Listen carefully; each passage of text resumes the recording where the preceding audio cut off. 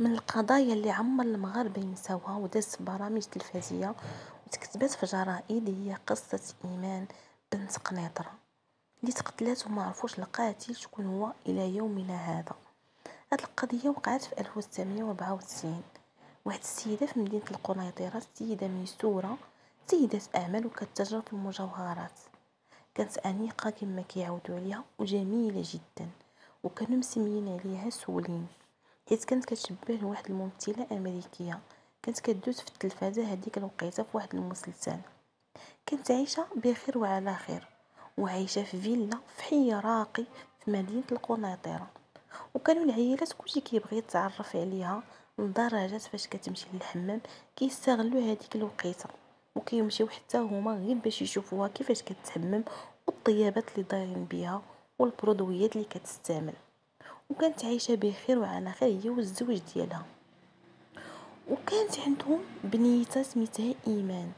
كانت هاد البنيته هي الوحيدة اللي عندهم، وكما كيعاودوا كانت بنت آية في الجمال، وكانت عزيزة بزاف على والديها. كانت هي وامها بحال صحابات، كانت مهلية فيها مزيان، قرنتها مزيان، دخلتها تتعلم اللغات، وكانت غتولي ستيليس يعني عارضة ازياء، حيت كانوا فيها المقومات كاملين باش تولي عارضة ازياء. كانت كتعلمها الطياب البلدي وحتى الشغل ديال الدار وكيفاش تكون مرأة أنيقة ومهتمة براسها باش تكون في مستقبلها شي حاجة. كانت كتمنى في مستقبلها تكون شي حاجة، وكلشي كان كيحس هاد السيدة على العيشة اللي كانت عايشاها، والدار عندها ديما عامرة، العائلة والصحابات. حتى لواحد النهار سيدة صفرات كان عندها شي شغل بحكم الخدمة ديالها في التجارة. المهم السيدة سافرت وخلات بنتها إيمان في الفيلا بوحديتها ومشات تقضي شغلها، حتى جاها تليفون: فلانة ممكن تحضري دابا؟ بنتك لقيناها مقتولة في الفيلا ديالك. ما فهمات والو السيدة، جات كتجري لقات البوليس في الدار، شافت بنتها إيمان بهذيك الوضعية، غوتات بغات تحماق، ما عرفت شنو واقع وكيفاش وعلاش. المهم في المعاينات ديال البوليس لقاو باللي السيد محيد حديده في السكه ديال التران، ودخل وقلع الحديد ديال السرجم منه. فاش دخل ايمان فاش سمعات الحس نط كتغوت ونط كدور في الصالون وهو تابعها.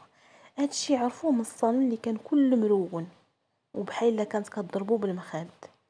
المهم من بعد مشادات معاه شدها مسكينه، كتفهم لي يديها من اللور وحطها على ركابيها في واحد البانيو في الحمام ديال الحمام، حضر لها راسها وضربها للراس ضربه مميته وخلاها عايمه في هذاك الماء وغارقه في دمايتها. وشعرها كما كانوا كيعاودوا كان طويل مطلوق فوق هذاك البانيو غطيه كامل. تخيلوا المنظر. داروا المعاينات، واش قضية اغتصاب، لقاو بلي البنت مازال بكر عذراء ما مقيوساش. واش سرقة، السيد ما هز والو في الدار. بقات القضية فيها علامات استفهام. واش قضية انتقام، واش قضية غيرة، واش مجرد حسد، واش قاتل مستأجر. المهم بقات القضية غامضة وما وصلوا لحتى شي حاجة. عياو في التحقيقات، هادشي اللي خلى الام بغات تحماق لدرجة كانت كتمشي مسكينة للقبر بالليل وتبقى تهضر معاها مع بنتها إيمان: شكون قتلك، شنو وقع ليك، قولي شنو وقع ليك. دارت ليها عيد ميلاد وهي ميتة في المقبرة، كانت موعدها بطوموبيل شراتها ليها وداتها ليها حتى للقبر. السيدة عقلها مشى مع بنتها إيمان. الوالد ديال إيمان من بعد هاد الواقعة تشلل، وبقات الام ما حيلتها للبنت اللي توفات بوحشيه، وقضيتها غامضه ما حيلتها للزوج اللي تشلل وبقى بحال هكاك حتى مات. وفي السنوات الاخيره حتى الام ديال ايمان ماتت والقضيه ما تحلاتش. ولكن عمرها في حياتها ما نسات ايمان، وعمرها تنسات ليها، ودائما اللي كيزورها كتبقى تهضر على بنتها ايمان.